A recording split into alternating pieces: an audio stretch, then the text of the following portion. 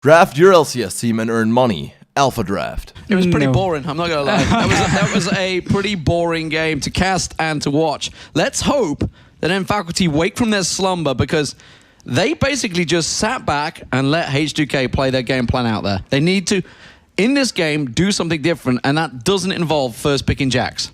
Okay, well, said by you, they're not first picking Jax. They might do it again and just hope this time around they can actually get some ganks going for Xaxus in this top lane. Maybe they want to try and play the H2K style, where Jax becomes the Fed member and he can split push. I'm expecting a Z ban coming in here from N-Faculty. I feel like you have to take that away. And You're so wise. Thank you, thank you.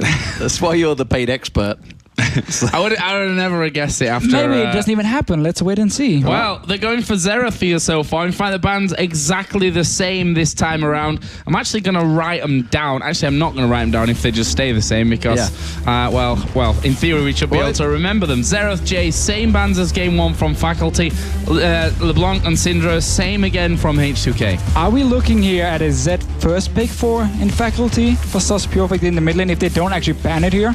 Because so far, again, you're banning out the long-range poke champions from Forbidden, but he's shown he can play assassins, he can split push. They sent ban again. There must be a first pick. Well, are they going to ban Zed, or are they going to allow it through? In which case, will N-Faculty first pick it? Or are they just going to sit and say, you know what, Forbidden? You stomped us last time, do it again. Because we don't care, you know, this is great. Well, let's head through. So there's Jarvan. So let's see if N-Faculty take its first pick. Yeah, so Lissandra is open now, which is why H2K are banning. Actually, I don't even feel like they had to ban Jarvan here. They could have left it open, see the first pick Zed coming in, and just grab Jarvan yourself and Lissandra on the other side. The same setup they had in Game 1, which is so strong at the moment. Again, it's also two flex picks. One of them can either go mid lane, two of them can go top lane, and even one in the jungle. But they really want this Corki pick, and I can't even blame them. For me, he's still one of the best, if not the best, AD carry on this patch. And Kha'Zix as well locked in. If I remember rightly, back to when Lulex came into Silver Gambit at the LCS Roadshow in Wembley in London. Yes. I think he played a lot of Kha'Zix there as well. He did, and also when he actually replaced Diamond for a week in the LCS, it was also Kha'Zix being his main pick there, but only lasted for a week. Then Diamond came back in, and Lulex is now on H2K. Looking very strong and the favorite to qualify for the LCS. Well, another fallback jungler right now is Pantheon. Some actually rate him a lot higher than that, but at least in Jarvan, they seem to be the tier 1s or tier A's, if you were to believe St. Vicious, as he put his list out earlier on today. Yes, latest today, I guess, depends on what country you're in. But Sona may be picked up here. Now, Janna is available. Not going to go for it. So Mountain is a Sona player, and it's actually good in a lane matchup against the Janna. So if we do have standard lane, Sona is super strong because you out sustain her, you out poke her as well, which could be what N-Faculty is looking for here. You have the Pantheon as well, so at level 6, they land a crescendo, and then Pantheon just jumps down in the head of the enemy team. So you have some nice setup here, and obviously with the Zed, we know they're going to be looking to split push. And you have now the speed up from Zona in the mid lane to whoever is trying to push there. And they might be looking to do exactly the same as H2K did in last game. Well, what are they going to pick up here? Flicking through a few different champions is Forbidden. And what will he end up sticking with? Will it be this Fizz? Or will he go somewhere else? I'm probably just going to stop speculating at this point, because he's literally cycled through half a dozen champions, which definitely could have been possibilities. We'll go for Ari, though. We'll see if he actually buys a Seeker's Arm Guard first. Yeah, I would actually assume so. We have seen him play Ari before against the Copenhagen Wolves. Relegation, 3 games, lost every single one, picked up 2 kills. So not the best stats, but he's known for his Ari. Again, the Assassins, it's what he likes to play and what he's been super dominant on, and H2K like to play around him as well. Give him a kill early on, he can snowball the game completely. And we'll see how they deal with this one. So, N-Faculty, they are the ones that want to try this split push. They've got the Zed in there. What are they going to do to keep them busy across the map? Ezreal has kind of become flavor of the month on 420 and 421. Yeah, Blue Bill Ezreal could work really well if you want to split push, because you have the Zed now on one of the side lanes, and then you in the mid lane, you said with speed up from Zona, you have the obviously the slow coming in from Blue Build Ezreal here to just kite for days. Maokai is not exactly the guy who's going to win one-on-one on his own in a split push here, but he can save with the teleport, instantly join in if the team needs him. So overall, a composition here, as long as Zed gets going, can actually make a lot of work, can do a 1-3-1 as well. If they do fall behind, however, I feel like they don't have enough damage. It was an interesting face made by Voidal there as that Maokai gets locked in. Or maybe it's more of, we're up against Sono and Ezreal in that lane. That might be another way to look at that one.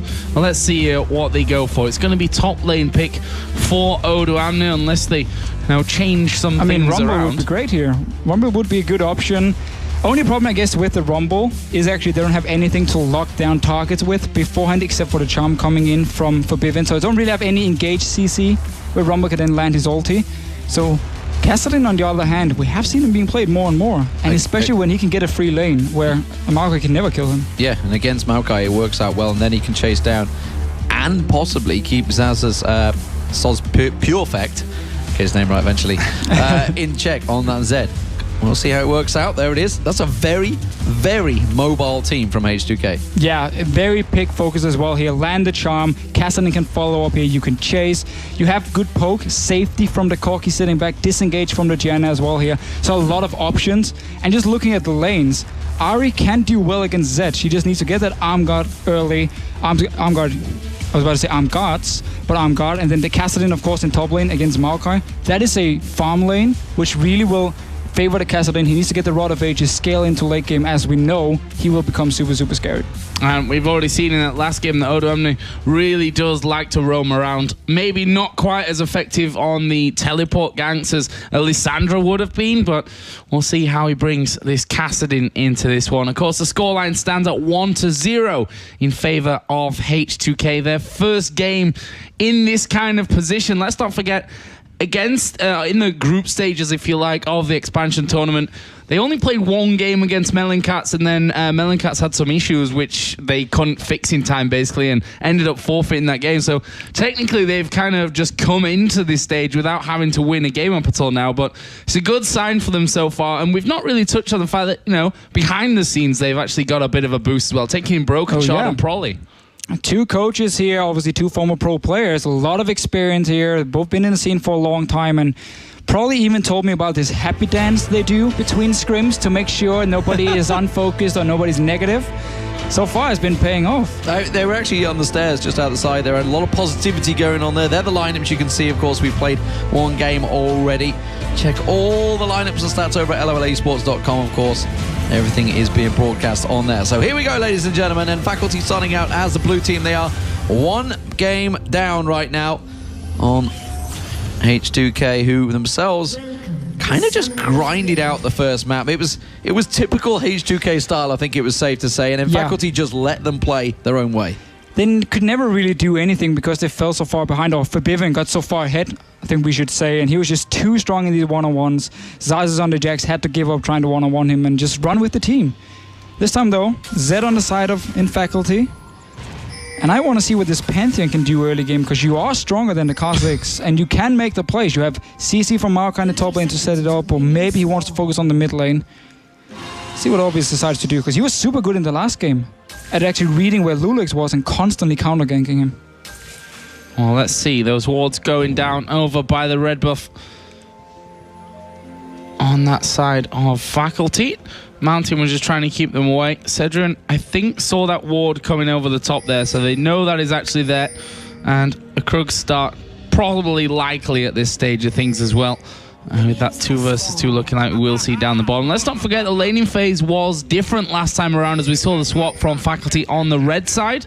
That looking like it will be a 2 versus 2 this time around, though.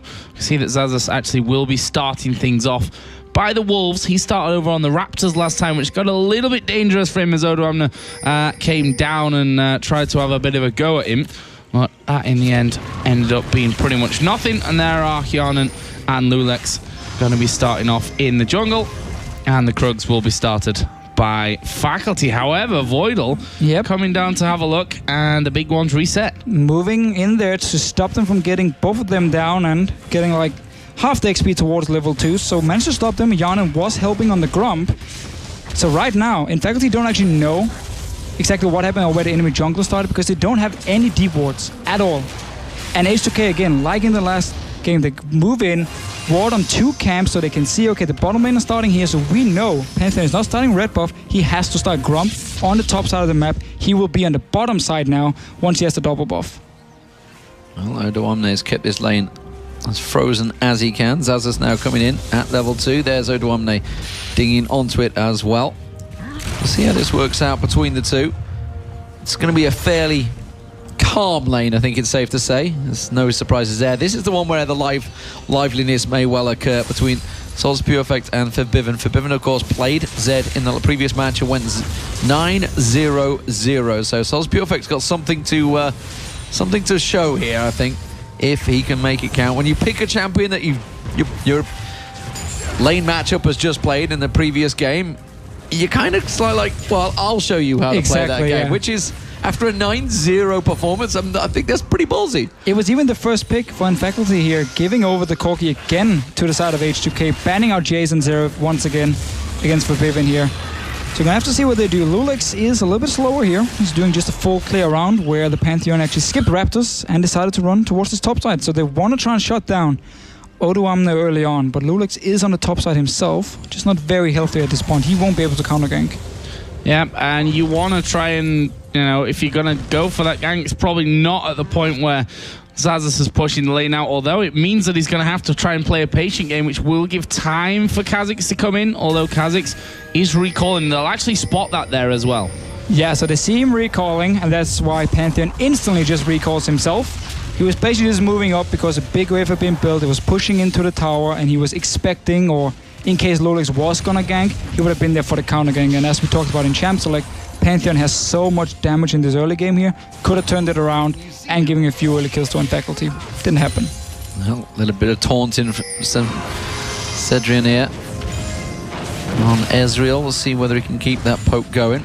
Pretty even in farm between the two, despite that little shuffle they had at the start. That's really the only disparity at the moment, that 3 CS differential, as they continue to keep themselves back and forward. Still, slow start here.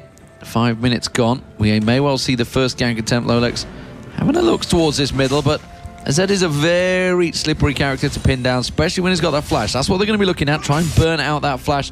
See if they can make it. Look at that obvious ward on top of him, reading him like a book. Once again, he's just trying to counter gank Lulix every single time he has the chance. And in this top lane, well, Marco is able to push in the wave because Kassadin doesn't really have any response to push the wave back. He's just going to sit here under the tower, pick up most of the farm. He should actually have a CS lead if he gets every single one here. Well, he's doing a great job of that one.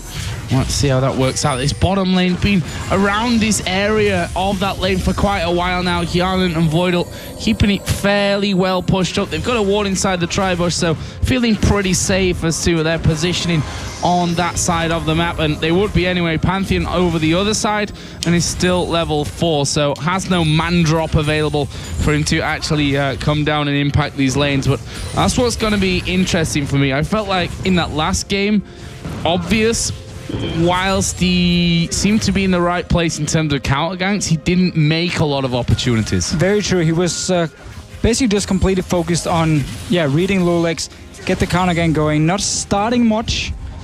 And so far on Pantheon, I mean, at level 6, you have to be the guy who starts it. You can't just sit around and wait for the counter gank. So we will have to see if Unfaculty can actually set up some ganking options for him.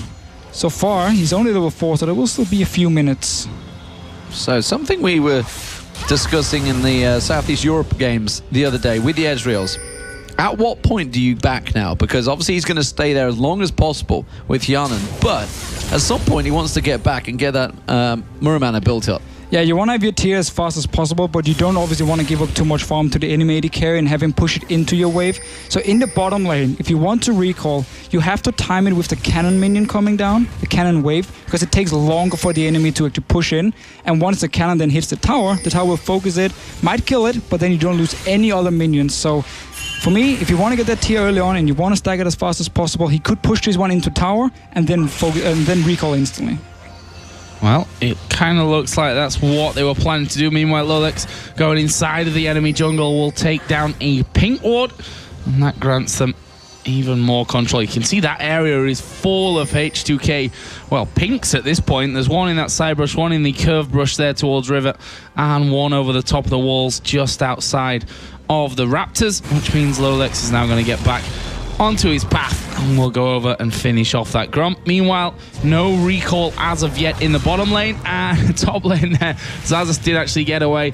Attack move into the brush would have stopped him, though. Yeah, Cedric sitting on about 1900 gold at the moment, so really waiting here. Doesn't want to get that early tier just yet. Just staying in the lane with Yanin, and obviously Yanin can be perfectly happy because he's just going to get a Trinity Force. He doesn't need to stack up a tier at this point here. Or maybe we don't even see Cedric go for the blue build. He can just go Trinity Force first, Yeah. and one of the more old school Ezreal builds. We'll see which way he goes with it at the moment. Very even between the two. Just that 2-3 CS differential still continuing. I think Lolex just about to evolve there. I think he actually evolved his claws. I didn't quite catch which he did. No, his wings. There we go. So we'll evolve the wings at level 6. So we'll see whether he can start making some of those ganks. There's a lot of distance to cover if he's going to chase down a Zed or an Ezreal, or even a Malphite to that extent. If he can twist an advance onto one of his minions in the back line. Not his own minions, obviously. Sounds perfect though in this mid lane. I was wondering when they were fighting for that pink ward down there. You saw obviously Lolex was the one that was clearing it out, for Bivin was sitting at the side. And Faculty played it very passive once again. They were happy. They didn't want to fight. They were all at level 6. Everybody was equal level. Everybody had been and gotten items, so they were even-ish.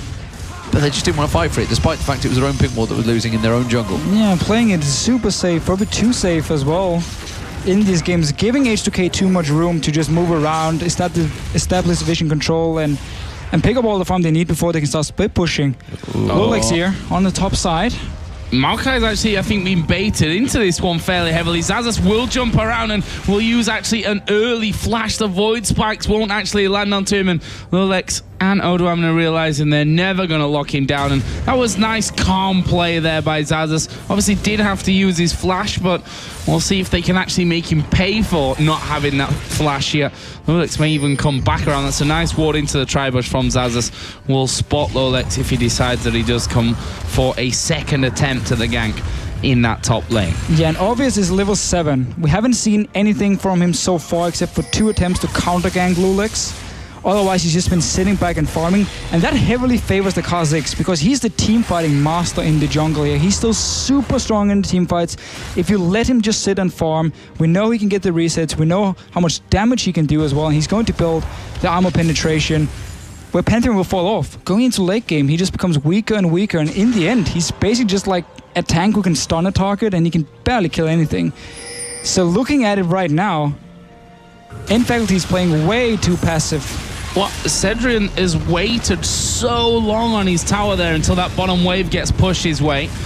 He's going to finish that one off, but this dragon has already been well started by H2K. There is a TP coming down. Mandrop will draw over as well. Lands straight in there. He does tank it up. Meanwhile, in the mid lane, Sauce Perfect, he goes down. Still not quite enough to take him down. Instead, Lolex taken very, very low. Dragon was picked up by H2K as well as 3 kills. Can they make it more? Cedric in all sorts of trouble. Odoamne will catch back on towards him. Xaxus will go down. They could keep going here. Instead, it will be a 3-for-0 and the dragon. And H2K literally just took everything for free there. That was very delayed play by Faculty. You talked about Cedric sitting there for ages. He got nearly 3,000 gold on him.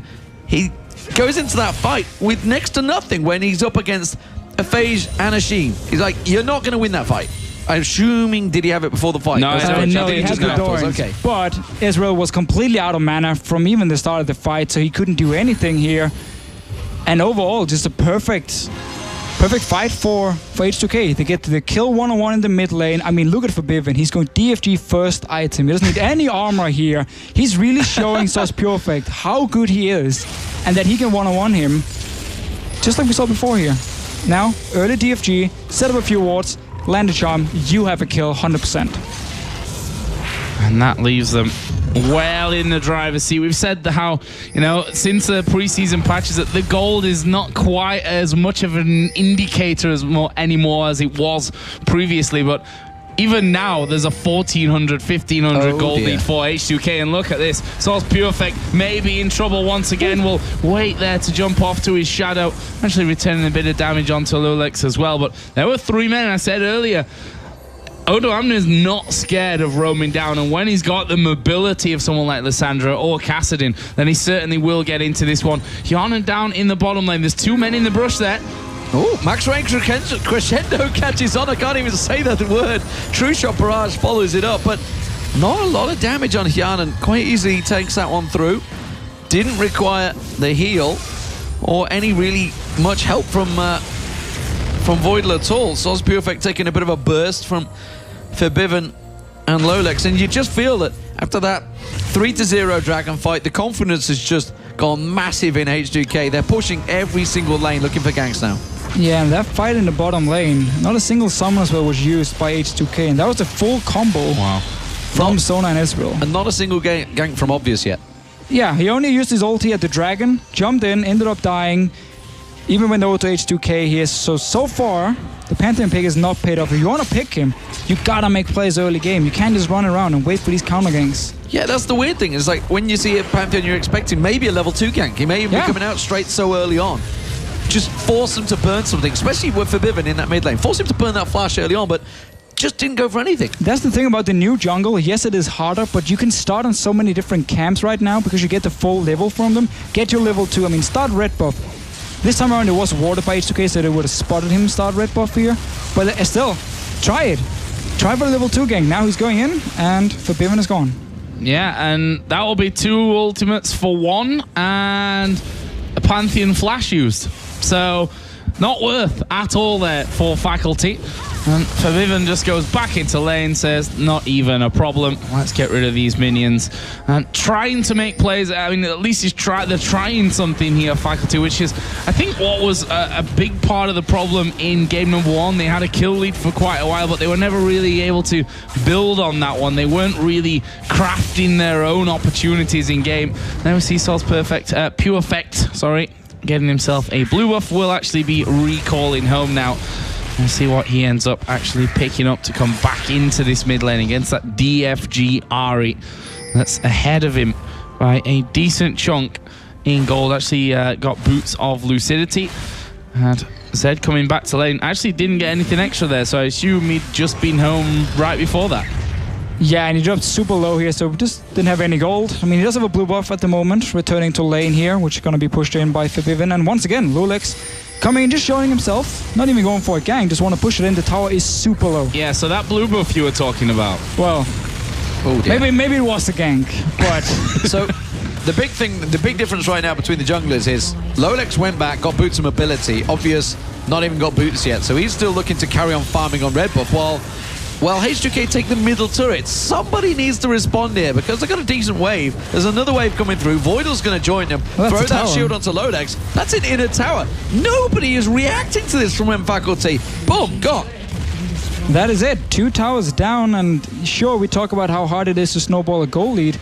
Coming back is even harder now because you still need to get these towers down from the enemy team to even out the goal. A lot of kills.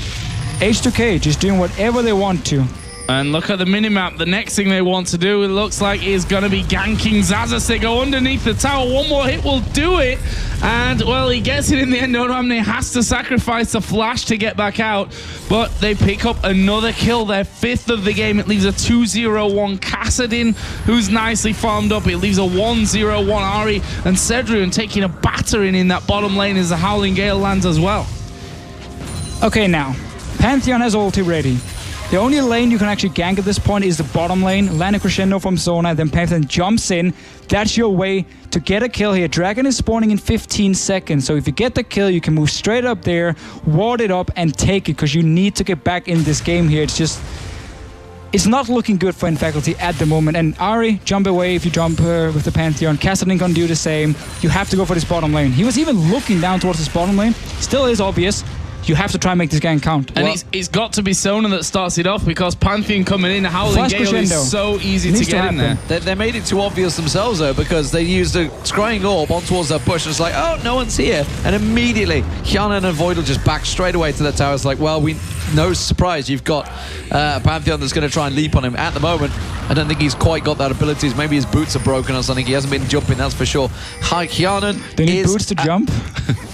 Yeah, you got rocket boots, man. Oh, right. Oh, them rocket boots at the... of course. I forgot about that item, yeah. You got to jump up there, man. How else is he going to jump? I mean, I know Pantheon's this big Greek goddess guy, but I know you're heavy manly, but other people can actually jump.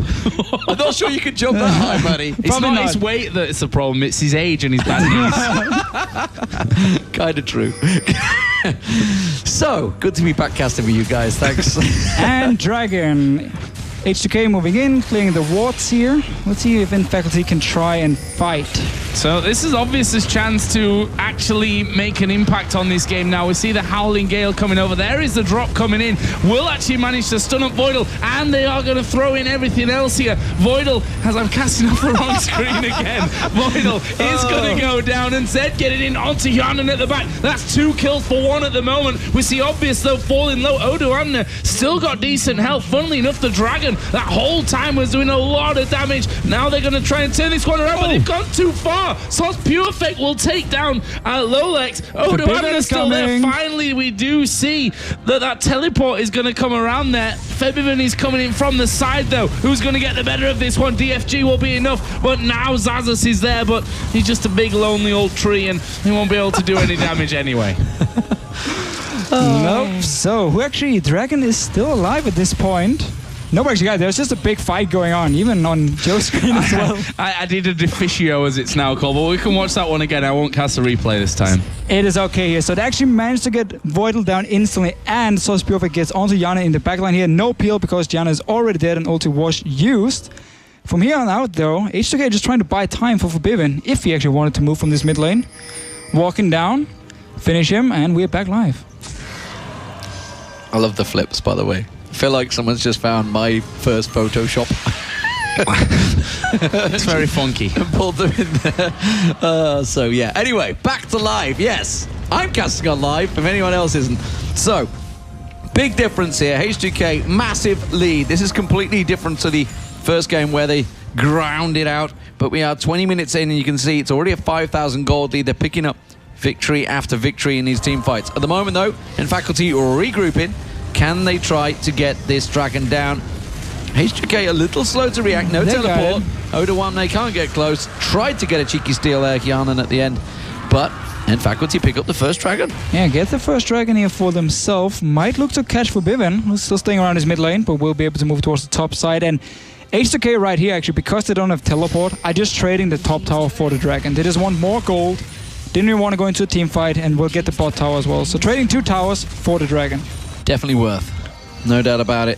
They've got themselves a big chunk of gold to continue it going. Remember, no global gold anymore for that Dragon. Although 6% damage on AD and AP does kind of equate in terms of items, I guess, but it's a differential. There is still Dragons if it wasn't 1-1 in Dragons and 4-0 in Towers and 8-3 in kills. So yeah, it does give you that boost back. Maybe a bit of a foothold for Faculty to actually try coming back into this one, but we see H2K already swarming on that top side of the Faculty jungle. Gonna get some deep wards down, and we're having a look maybe at seeing if they could get in onto that inner turret, but both Sauce Pure Effect and Zazas are there. They're also joined by Mountain, but that'll be a 3v5 if they went in there. But this is also one of the reasons H2K decided to trade towers for Dragons, because they just want to open up the map. And you want to get the extra goal here, buy some more wards, and just completely take over the enemy jungle. If both outer turrets are still up, it becomes super hard to do it. So give them a Dragon, instead get the towers, open the map here. You have the Ahri. If anyone face checks for Bivin at this point, he dies. Cedrian thought about it. Forbidden's been waiting for that for a while, actually. Odoamne actually juking with Zazas there. Instead, he thought he found a juicy target in Mountain. Mountain's like, hell no. Speed myself up, get the heck out of here. Lolex takes himself the red buff. Bottom lane is being shoved in still. Yanan's going to get himself some free hits on towards this one while Cedrian tries to wipe out the wave. Man drop coming in. It's Yanan's the focus, but Valkyrie's away quickly. And again, nothing comes from the man drop. No. Not particularly. And at least, I mean, we say no, it's forced them away from the turret for now at least. Whether that will actually continue here. They are sending Sona down towards this bottom lane as well, but Ahri was waiting. Lolex on Kha'Zix will be joining in there as well, but looks like the recall from Febiven came in because he wants to finish off his death cap and bring a few more wards to the table. Yeah, some more wards. We need some pink wards from H2K here. A bit like in the last game. They have full control of the map, But they're not very aggressive in the way they ward here. They don't really aim to deny a lot of vision here from faculty, so they have had a few wards in their own jungle to kind of spot them move around. Get some pinks now. A lot of green wards being bought here. I would like to see a few pinks so you can actually deny an entire area. Like the whole bottom side of the jungle should belong to H2K. And then you just push in mid, push in bottom lane. If anyone tries to flank around them, they're gonna die.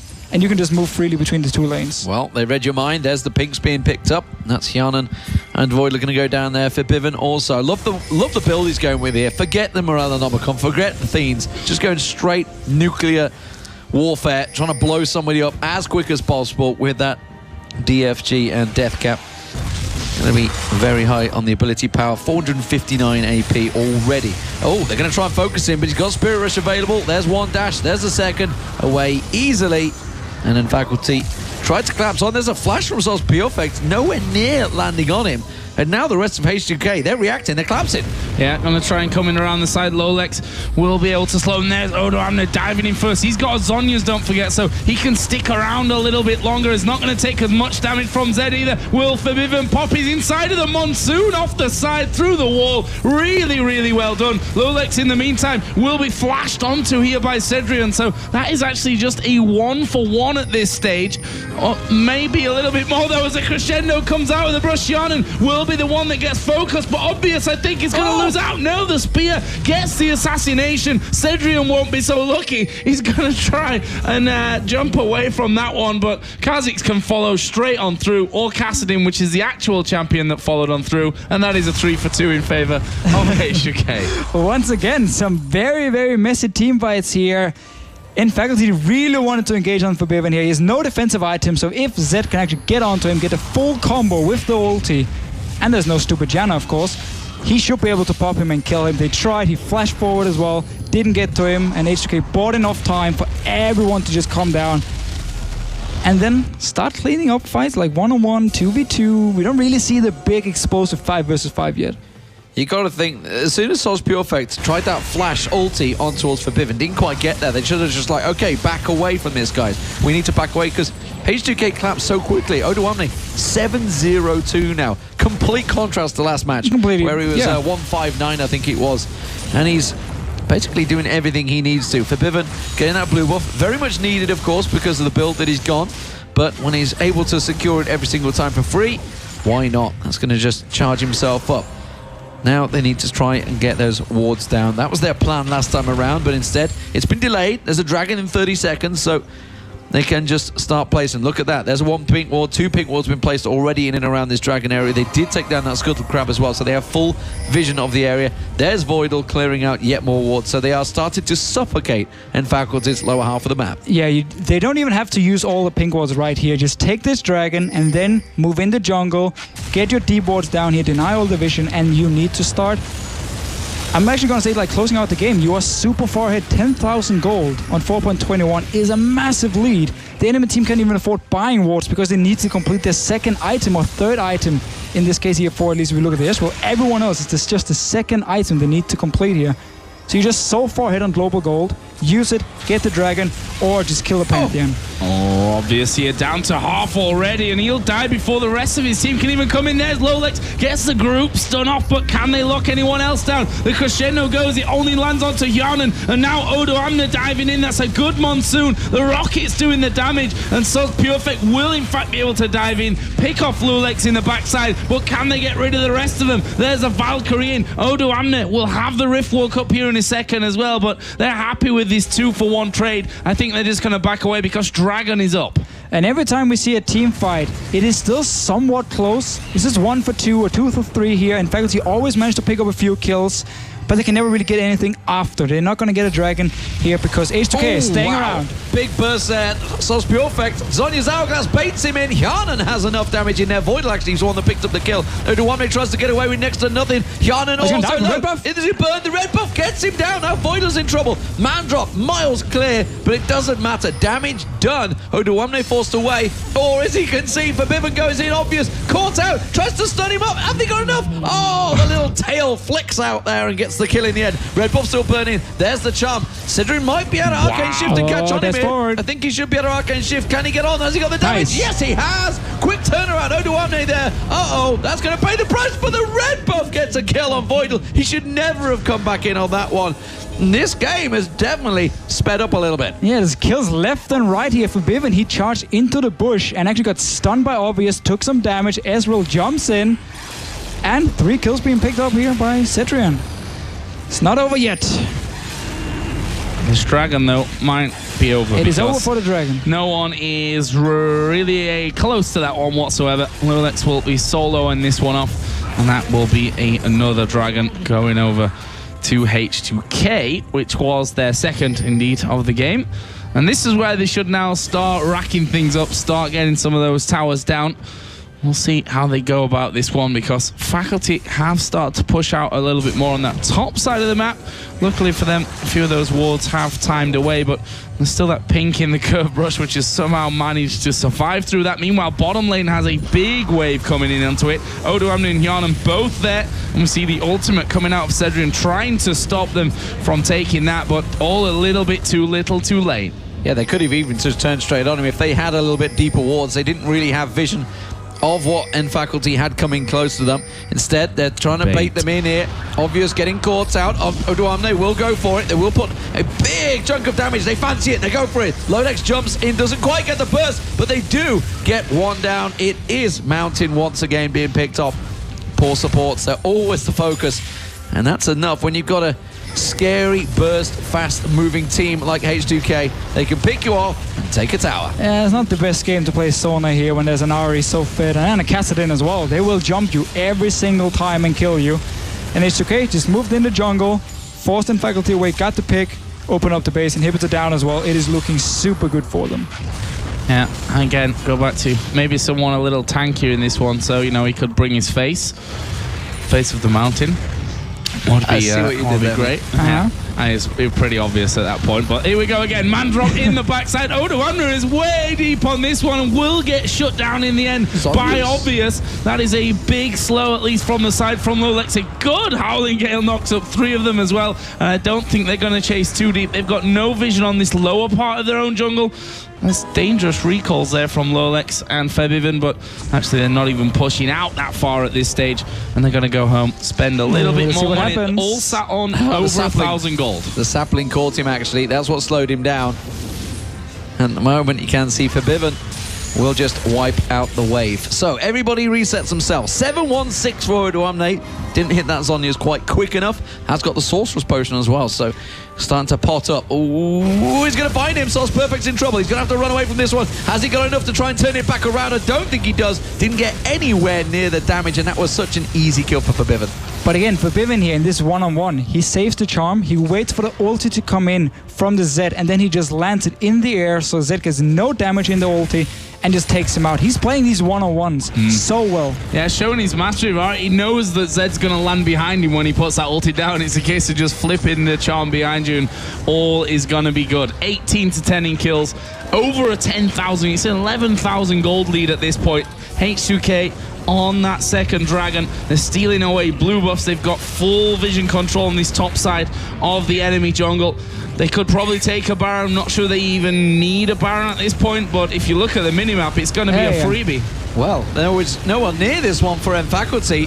Not even going to be able to challenge it. That's going to be a straight, simple pickup. And you know what? Febiven's not even there either. He's just picking up his blue buff. He does not even need it. They have go bot lane now. Such a dominant control of this game right now. You can see 11, 12,000 gold lead, Baron buff on, split push going. Not a lot M Faculty can do. This is surely going to be a 2-0. I'm not sure M Faculty have a response to H2K. I mean, we just have to go back to the early game. M Faculty is so passive. Everything they do, every single lane, playing passive here. The jungle especially, you pick Pantheon, you make something happen. You don't just sit back and farm. The Kha'Zix will outscale you every single game. So they simply have to, they have to reset the mind for next game and just come in and say it's all or nothing. Try something early game or the game is gone anyway. Well, up until now, they're basically losing everything outside of their base. They're going to probably lose another tower here. This final inhibitor turret, I say final inhibitor turret, second inhibitor turret that may go down. Mid lane already losing one. Now it might well be the final because Forbidden pretty much all alone in that bottom lane. Only Xaxus on Maokai is there to try and stop him.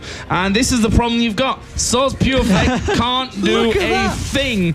He's going to try and throw the shurikens out there, which didn't actually go far enough at this point, which just means slowly but surely your tower's going down. You couldn't do a thing, and your inhibitor's probably going to follow as well. Yeah, split pushing has become so powerful. My lord. That's a kill.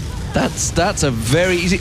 Obviously, you serious? Going to try and go near him after he just did that? His reset cooldowns will all be back. His charm's back off. Just destroyed him where he stood. So, H2K take themselves 2 inhibitors down, and now they're moving towards the Nexus turrets. Not a lot in Faculty are doing here. They're either just going to let themselves lose this game, or they're going to have to force a fight. Fight, people, fight. Fight for your towers, fight for anything. Just do something, because H2K are just smashing you out of this LCS expansion series. Yeah, there's not more. Wow. Just diving straight in there. They can't fight. They can't fight. Are you happy now, Lee? Are you happy? Well, they could have done that a little bit earlier. I don't know, maybe. Mounted on towards the fountain. Is it enough? No. Hyanan will get away. Nexus gets in there. Hodor. And it's a victory for Hodor. Yeah, 2-0 here for H2K, and I really like seeing that as well. A team that in the lead, get the Baron, and push to close out the game. Like, playing the map perfectly there. And they've done that so well throughout this series. If we're touching on people that have played well, Forbidden, 300 CS, 7-1-3 by the end after his amazing Game 1 Zed matchup, which was first picked away from him this time by Faculty. Odo Amner bringing out the Kassadin and going 8-1-6 as well. Again, the bottom lane, not spectacular numbers because quite frankly, they didn't have to do anything. Yeah. Exactly. I mean, when you play Zed versus Ahri and you win, you go 9-0, you win the lane, you take the tower, then you swap it around and you take the Ahri and now you go 7-1. I mean, that is a complete mismatch in this mid lane between these two teams here. Fabian is looking so good, and he's actually the guy who everyone expected a lot from every single relegation, but he never really showed up until now. He's 16-1-3 in 2 games. It's not bad score, really. What are they going to do next? That's the question. That's definitely the question into end Faculty, because they look a little quizzical right now. They have been simply outclassed in lanes, it seems, and really have no answer. They have to try and pull something together as a team. The jungle needs to get a little more active. We didn't see any ganks coming out of Obvious in that game. No, we actually see the analyst for end Faculty, Movert, who used to play for Dragonborns in the very, very first LCS split. Actually, the only team that had a worse record than Deficio's Copenhagen Wolves. That is very true. Very true. And we did actually also beat them in the very end. So we got in the playoffs, and they didn't. That is true. Guys, we're going to go over, though, 2 shocks and a lovely 2 gentlemen, Crepo and Dexter, to break down game number 2. Absolutely, and Crepo totally didn't just arrive 10 seconds before we're starting the segment. I was watching the game upstairs with some of the coaches, and I was getting that insight from both Broken Shard and Prawley. Yeah, we will see what you have to bring to the table here. Let's take a look at the comp starting off, because I want to talk about confidence in H2K, because we said it would be so vital for them to win that first game. Then they come out with a totally different comp in game 2, which is a good comp, but very hard to play. I mean, yeah, triple assassins. We had like Kha'Zix, Kassadin, and Zed, right? Yeah. So Ahri. Ahri. I mean, yeah, it's very hard to play actually, because you have to work with vision, because you don't have any form of hard engage. So it's actually a very advanced strategy, because usually we only see like top teams do that. And even when they didn't use vision that well in the game, like the vision was still fairly shaky from both teams, I have to say, and there was like 0 jungle pressure in early game. To make the comp work against like better teams, you have to rely on having good vision. But this just shows that H2K is the clear favorite in this tournament, and they just outclass their opponent. Yeah, if we go back to the early game and the mid game, if you look at both team comps, really it's on end Faculty to make a play, get that Pantheon jungle rolling, and get some gang stuff. But at the same time, he was pretty much only like telegraphing and just trying to counter gank the Kha'Zix. But Kha'Zix is fine walking to the lane, seeing if something happens, goes back to farm, because he'll outscale the Pantheon in the later stages of the game.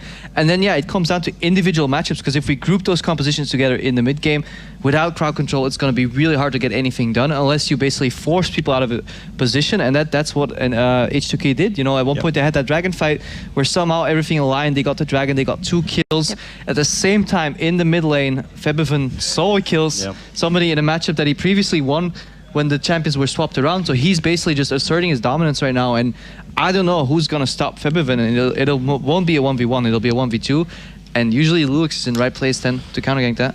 Also, yeah, the top lane, Odoamne, stepping up big time this game. Kassadin, very solid score, very good roams, and even just trying to make this roam work and against the Maokai, he was like even in CS, but he actually had all the pressure in the game on the mid lane too, because he actually managed to roam from top lane, which usually should not happen. Like it just shows that they have like this huge confidence behind them, and yeah, like I said, the Maokai should be able to push in Kassadin all the time, but then fairly early he made a pretty good roam, some pressure on the mid lane, and then he just got like 7 or 8 kills. Yeah, it reminds me of a European team we used to play against that always had their top lane push up and then roam to the mid lane to help a guy called Nukdak. I can't remember who. Yeah, obviously was Dexter's team back in the day. Yeah, but if we put everything together, the mid lane is absolutely outclassing and doing fantastically. Odoamne is holding his own on this different pick. Jungle pressure is good. Bottom lane doesn't even need to show up that much, so I feel like H2K is definitely on the right path now. As we said, if it's a 1-0, it'd probably be a 2-0 and a 3-0. Is there anything that Faculty could do?